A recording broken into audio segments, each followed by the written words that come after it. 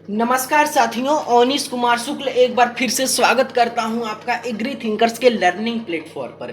यहाँ पर कक्षा 12 कृषि का जो कृषि अर्थशास्त्र है, एग्रीकल्चरल इकोनॉमिक्स, उसका लेक्चर नंबर 12 लेकर आया हूं। और आज के लेक्चर में आज से हम स्टार्ट कर रहे हैं जो आपका प्रोडक्शन का तीसरा फैक्टर है, तीसरा कारक है उत्पादन का, पूंजी यानी कैपिटल के बारे में हम बात करेंगे। ठीक है, देखिए काफ़ी बड़ा चैप्टर है तो इसको हम 2-3 वीडियोस में कवर करेंगे, इस यूनिट को या इस फैक्टर को बोल सकते हैं। देखिए पूंजी के बारे में बात करते हैं तो धन का वह भाग जिसमें और अधिक धन कमाने की क्षमता होती है पूंजी कहलाता है। देखिए धन पूंजी नहीं है। मैं आपको एक कंसेप्ट बताता हूँ, सभी धन पूंजी नहीं है लेकिन सभी पूंजी धन है। अब ये कैसे मैंने कहा, देखिए धन का सिर्फ वही भाग पूंजी कहलाएगा जिसको आप यानी और धन उत्पादन में लगा सकते हैं और उसमें क्षमता है और अधिक धन का उत्पादन करने की। ठीक है, अब जैसे आपका धन है, आप बक्से में बंद करके रखे हुए हो तो वो थोड़ी वहाँ पर उत्पादन कर रहा है और वो थोड़ी वहाँ पर वृद्धि कर रहा है धन कमाने में। ठीक है, तो वो पूंजी नहीं है, सिर्फ वही धन पूंजी है जिसमें क्षमता होती है और अधिक उत्पादन करने की। और धन सिर्फ मुद्रा ही नहीं होती है, धन वस्तुओं के रूप में भी होता है। जैसे आपका ट्रैक्टर है, ठीक है, तो वो धन का उत्पादन कर रहा है। ठीक है, आप उससे काम ले रहे हो अपनी फील्ड में तो वो भी पूंजी है, वो आपकी पूंजी है। जैसे बोलते हैं ना लोग कि ये भाई ये मेरी पूंजी है, ये ट्रैक्टर मेरा पूंजी है, ये कंबाइन मेरा पूंजी है। इस प्रकार से यहाँ पर होता है।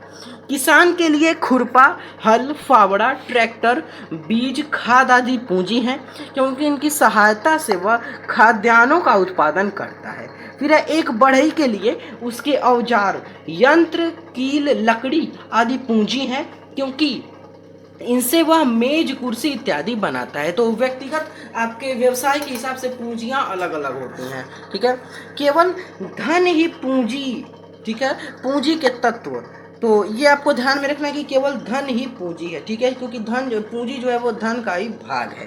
ठीक है, केवल मनुष्यकृत धन ही पूंजी है। फिर धन का उपयोग देखेंगे तो पूंजी का यहाँ पर हम देखिए स्वरूप देखते हैं। ठीक है, तो यहाँ पर देखिए कितने प्रकार के यहाँ पर पूंजियाँ हो सकती है, उनके बारे में हम यहाँ पर देखेंगे। ठीक है, तो मनी एंड कैपिटल यानी मुद्रा तथा पूंजी। तो मुद्रा तथा पूंजी में अंतर है। समस्त मुद्रा पूंजी नहीं है बल्कि समस्त मुद्रा का केवल वही भाग पूंजी है जिसका निवेश, जिसको आप इन्वेस्ट कर रहे हैं तो वहां पर प्रोडक्शन हो रहा है। ठीक है, इसी प्रकार समस्त पूंजी केवल मुद्रा के रूप में नहीं बल्कि वस्तुओं के रूप में भी होती है। ठीक है, जैसे खाद, बीज, यंत्र, मशीन। संक्षेप में न तो समस्त मुद्रा पूंजी है और न ही सारी पूंजी मुद्रा के रूप में होती है।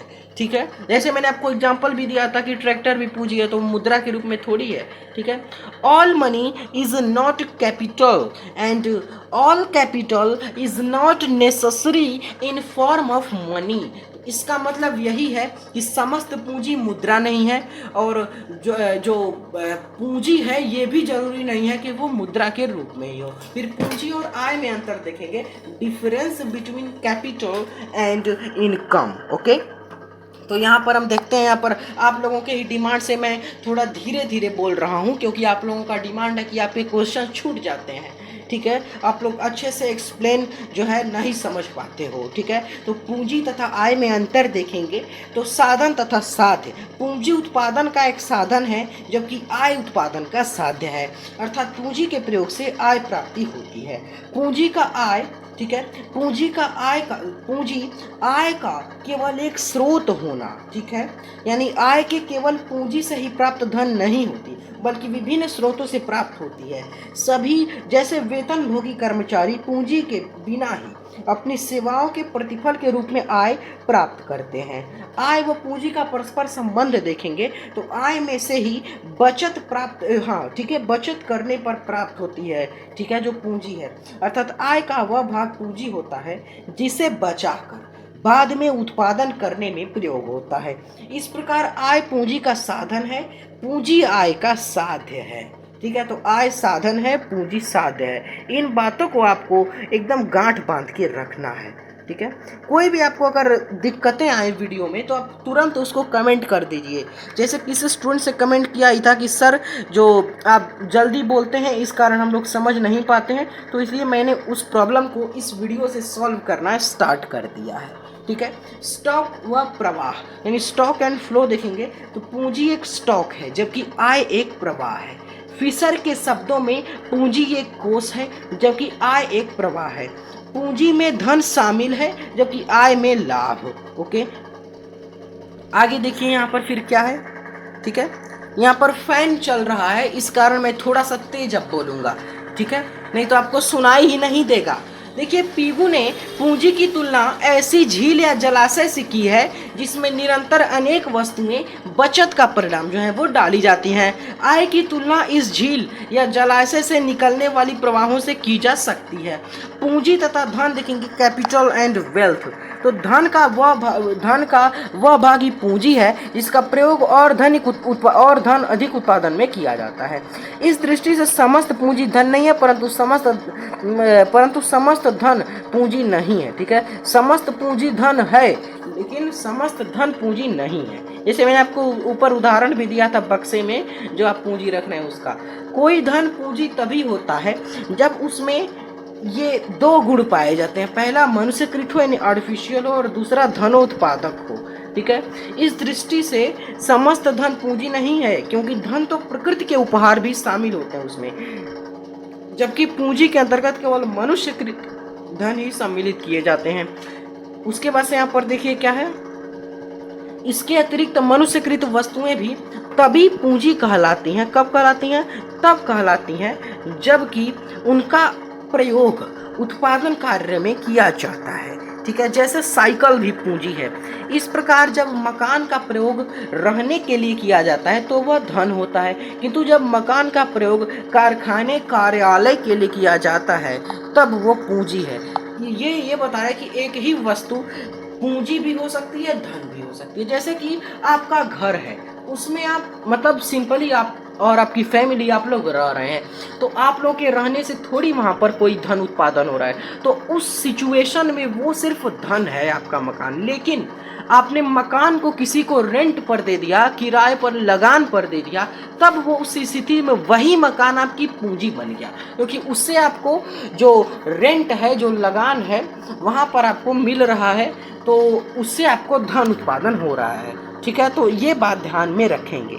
ठीक है, ये बहुत अच्छा सब्जेक्ट है एग्रीकल्चरल इकोनॉमिक्स, काफ़ी इंटरेस्टिंग सब्जेक्ट है। ठीक है, यहाँ पर देखिए विभिन्न अर्थशास्त्रियों के मत, प्रोफेसर फिशर तथा बेनहम, इन्होंने धन तथा पूंजी में कोई अंतर नहीं माना है परंतु समस्त धन को पूंजी कहा है, जो गलत है।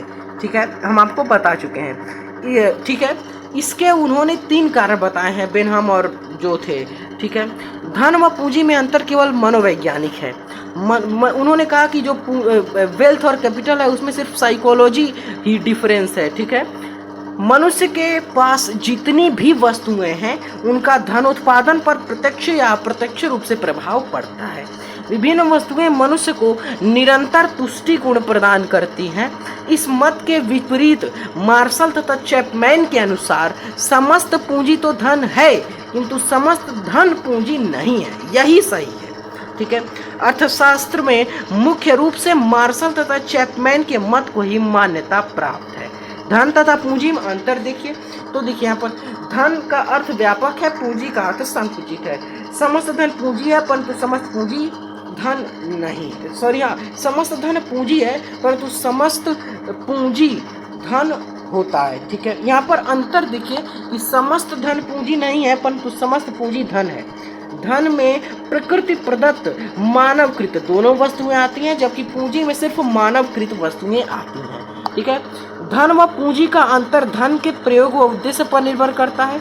ठीक है, और पूंजी धन का वह भाग है जिसका प्रयोग और अधिक धन कमाने में किया जाता है। ठीक है, देखिए आपको फैन का हो सकता है आवाज आ रहा हो, तो मैं थोड़ा सा वॉइस को लाउड करता हूँ। ठीक है, पूंजी की विशेषताएं देखेंगे तो उत्पादन का गौण साधन है, मनुष्यकृत उपादान है, बचतों का परिणाम है। पूंजी में उत्पादकता का होना, आय की प्रगति, परोक्ष मांग, गतिशील उपादान, निष्क्रिय उपादान। ठीक है, पूंजी की जो घिसावट है वो होती है, जैसे आपका ट्रैक्टर है तो वो घिसाएगा तो वो कम काम कर पाएगा। लोचदार पूंजी इलास्टिक होती है, लोचदार होती है। पूंजी अस्थायी नहीं, टेम्परेरी होती है, धन के प्रयोग पर निर्भर करती है। फिर पूंजी का वर्गीकरण देखेंगे, पहला चल और अचल पूंजी। तो चल एक प्रयोग वाली तथा अचल बार बार प्रयोग वाली पूंजी है। उत्पादन तथा उपभोग पूंजी, वेतन तथा सहायक पूंजी, भौतिक तथा वैयक्तिक पूंजी, एकअर्थी तथा बहुअर्थी पूंजी, निजी तथा सार्वजनिक पूंजी, देशी तथा विदेशी पूंजी और राष्ट्रीय तथा अंतरराष्ट्रीय पूंजी। पूंजी का महत्व देखेंगे तो उद्योग धंधों की स्थापना विशाल स्तरीय उत्पादन का आधार है। श्रम विभाजन तथा विशिष्टीकरण, श्रम की उत्पादकता में वृद्धि, प्राकृतिक संसाधनों का समुचित प्रयोग, तकनीकी ज्ञान में वृद्धि, आर्थिक नियोजन की सफलता, व्यापार में वृद्धि, रोजगार कल्याण में, आर्थिक कल्याण में वृद्धि, रोजगार में वृद्धि, राजनीतिक स्वायत्व तथा सैनिक शक्ति। पूंजी का कृषि में महत्व देखेंगे तो हरित क्रांति और भारतीय कृषि तथा पूंजी। ठीक है, तो पूंजी का निर्माण देखेंगे, कैपिटल फॉर्मेशन। तो अर्थ पूंजी में होने वाली, इसका अर्थ जो है कैपिटल फॉर्मेशन का वो ये है कि पूंजी में होने वाली वृद्धि को पूंजी निर्माण कहते हैं। ठीक है, जो आपकी पूंजी है कैपिटल है उसको बढ़ेगा, उसमें जो भी वृद्धि हुई उसको कैपिटल फॉर्मेशन बोलेंगे। दूसरे शब्दों में पूंजी निर्माण से अभिप्राय मशीनों, यंत्रों, कच्चे माल, सामाजिक ऊपरी लागत तथा मनुष्य की उत्पादन क्षमता में वृद्धि करने से है। ठीक है, यहाँ पर आपका देखिए क्या है, लास्ट पॉइंट जो यहाँ पर दिया गया वो है बचत करने की इच्छा, यानी विल टू सेव। ओके, तो यहाँ पर आपका जो आज का लेक्चर है वो कंप्लीट होता है। पूंजी को हम 2 से 3 लेक्चर में करेंगे क्योंकि बड़ा चैप्टर है। अब ये आपका पूरा होता है। पीडीएफ के लिए ज्वाइन करेंगे, टेलीग्राम चैनल लिंक है डिस्क्रिप्शन में, वहाँ से पीडीएफ डाउनलोड करके नोट्स बनाइए। व्हाट्सएप ग्रुप का लिंक है डिस्क्रिप्शन में, उसको ज्वाइन करके आप अपनी क्वेरीज पूछ सकते हैं। इन इंस्ट्रक्शंस को फॉलो करें, वीडियो ज़्यादा से ज़्यादा शेयर करें ताकि सभी का कल्याण हो। जुड़े रहिए एग्री थिंकर्स के साथ। Thanks for watching, take care.